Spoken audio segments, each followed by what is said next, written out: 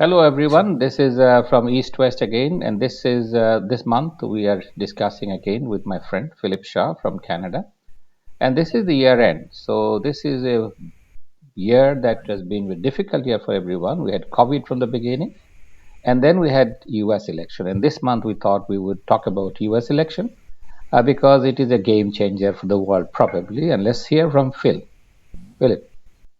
Well, thanks very much, Enamel, and hello out there to all our East West viewers.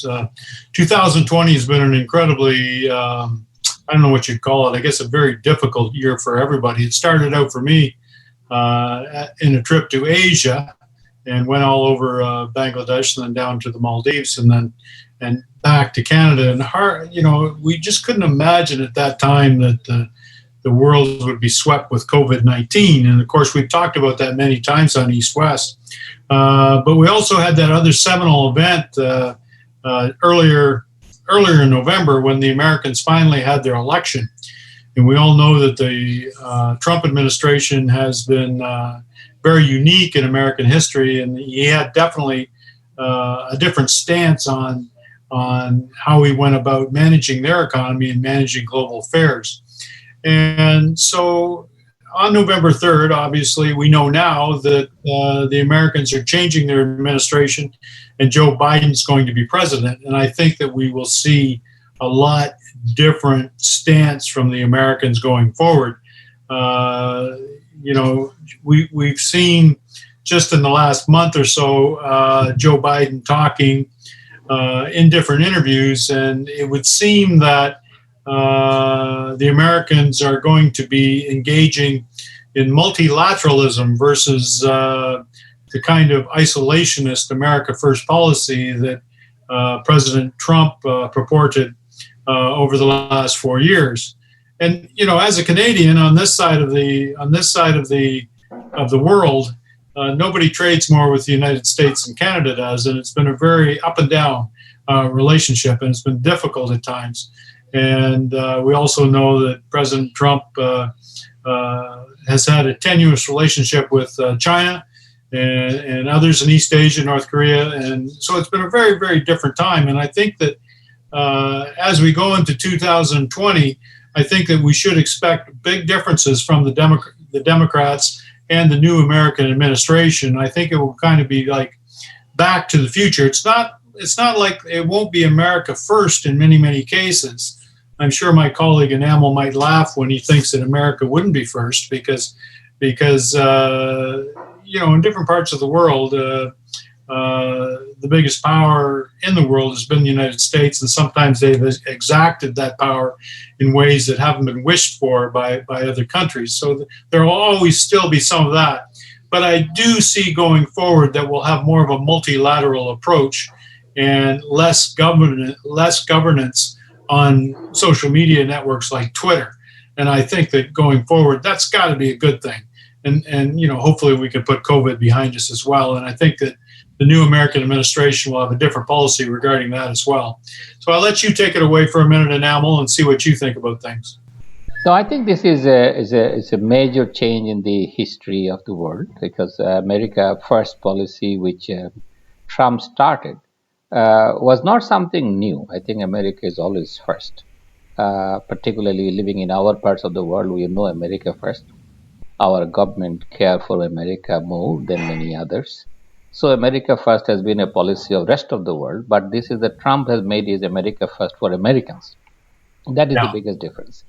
Okay. However, when you look into the new administration and the election in particular, the way I see it, and something that maybe you can think about it, it's a huge number of population have voted for Trump. So it's not a real defeat for his America First policy, and that will remain one of the major policy difficulty for even Biden. Although Biden has won the election, but that does not mean he can ignore the large number of population who has voted for him, and that is something is going to be I would say, an issue for rest of the world also, because if such a large number of American has been for Trump, how about 4 years from now? Will it go back?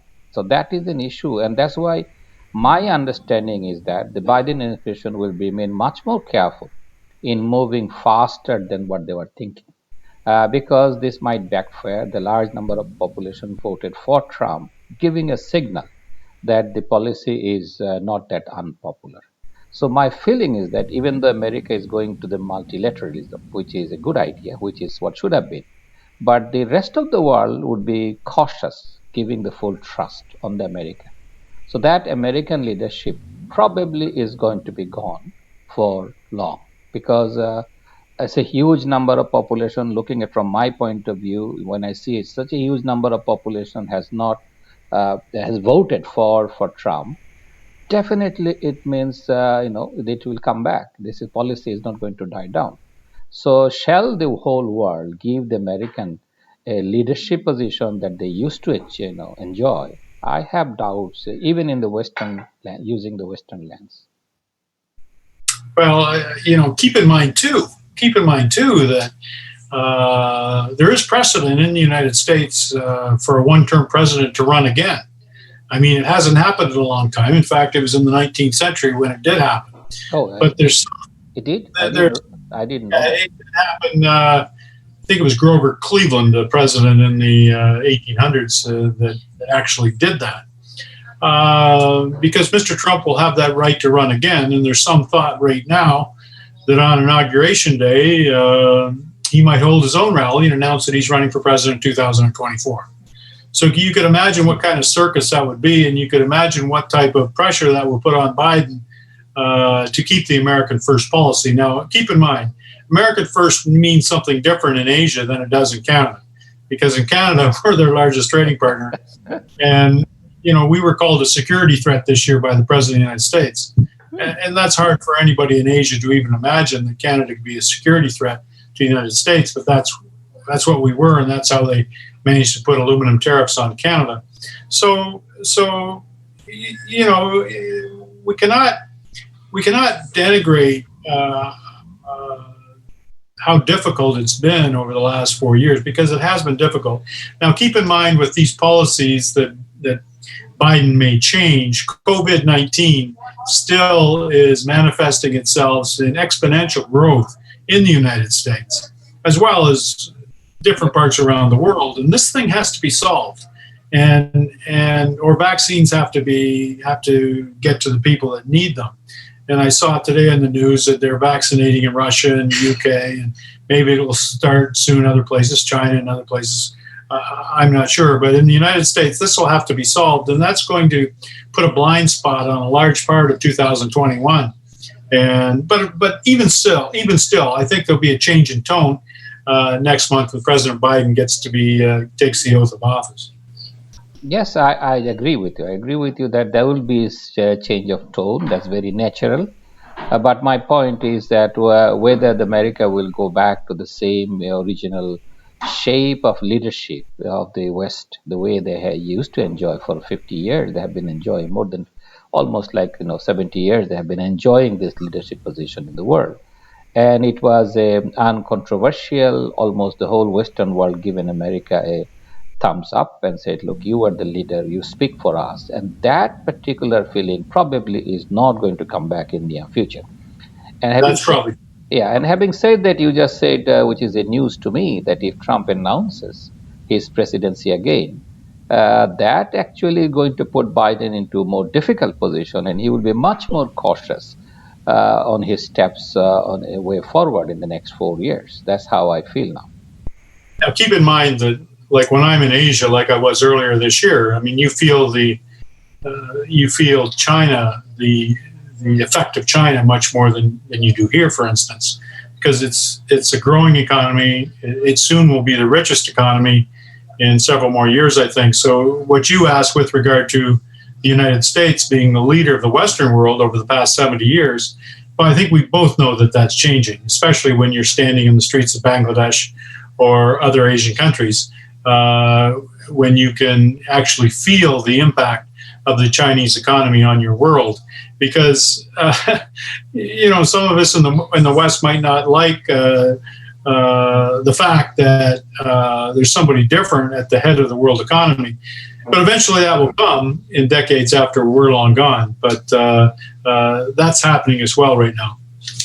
Yes, I think with that note, we will go forward in the next year, and we will have a new year and a new horizon in front of the whole world. We hope for the best in terms of thinking, and I think that's what we rest today.